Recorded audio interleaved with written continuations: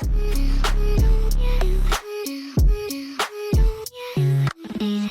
to my channel. And in this video, we're going to talk about microstructure versus macrostructure. So now there's a lot of misconception on when you're dealing with market structure, and some traders, they get confused on where the market is actually going.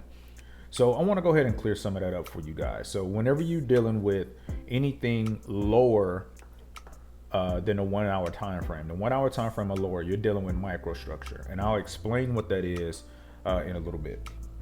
But anything higher than a 1 hour time frame is considered as macrostructure. That's the big picture. That's where the market is going. Okay. And so a lot of times we refer to microstructure as the noise in between the actual market structure. And so what do I mean by that? I'll show you guys what I'm talking about. So let's just say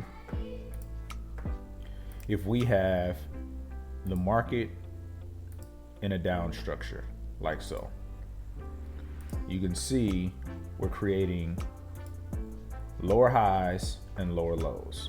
Okay. Now, this is considered as our big picture, our macro structure. Okay. Now, let's just say this here represents the 4 hour time frame. Or we can say the daily time frame. Let's say this is the daily time frame, which is in black. Okay.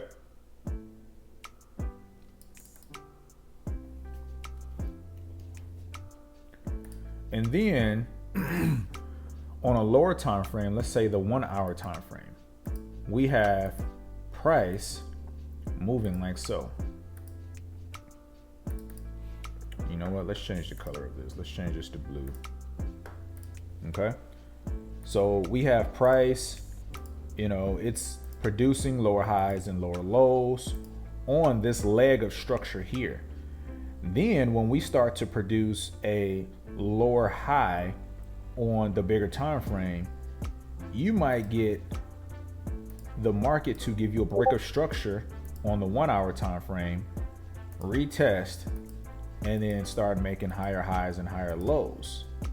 But then you get another break of structure here on a 1 hour time frame, retest, and it starts to produce lower highs and lower lows. So initially you have this huge leg of structure, which is the daily time frame. That's considered as your macro. But through all of this noise, this is your microstructure.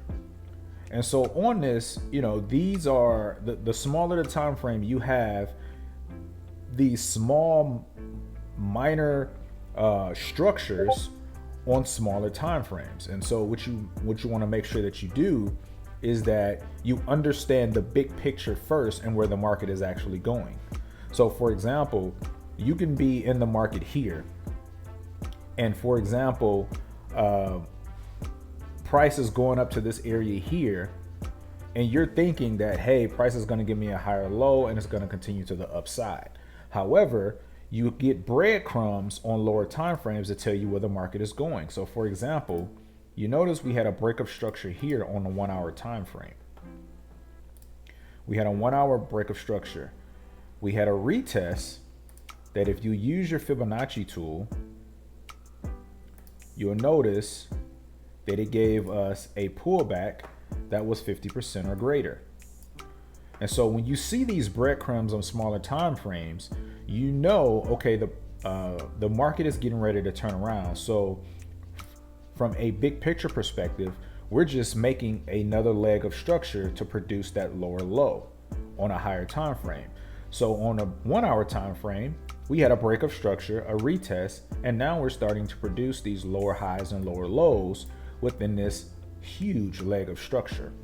Okay. So that's one of the things I want you guys to understand, and I'm going to show you on the live market as well. So when you're looking at the market, you want to understand the big picture first. Where is the market actually going? What's the story? What is price trying to achieve?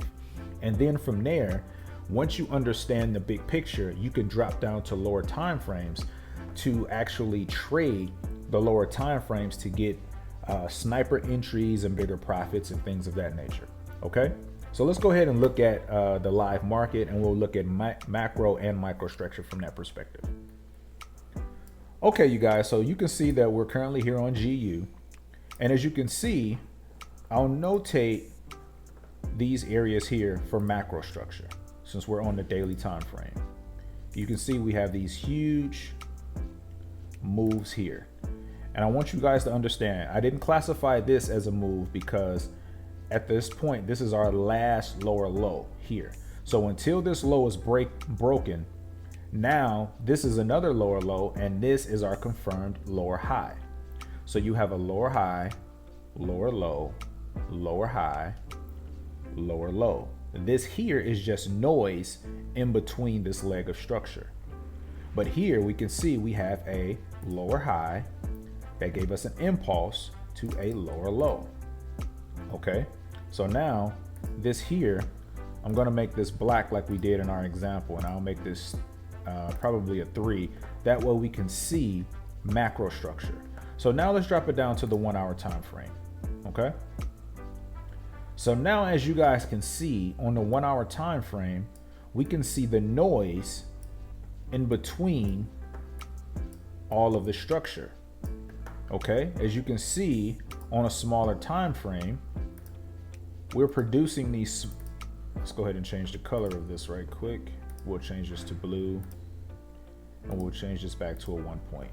So as you guys can see here, it's producing these lower highs and lower lows. Break of structure, got a higher high, higher low. As you can see, we had another break of structure, but we have noise all on this leg of structure here, as you can see.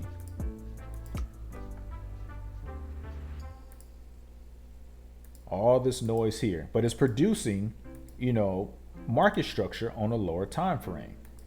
Okay, so that's one of the things that I want you guys to understand. When you're dealing with market structure, always remember that there's macro and there's micro. Micro is anything 1 hour or less. Macro is anything above the 1 hour time frame. That way, if you understand the big picture, if you understand macro structure, that'll give you a good indication or a good idea as to where the market is going. Okay, hey you guys, I hope this was informative for you, and I'd like to thank you for watching.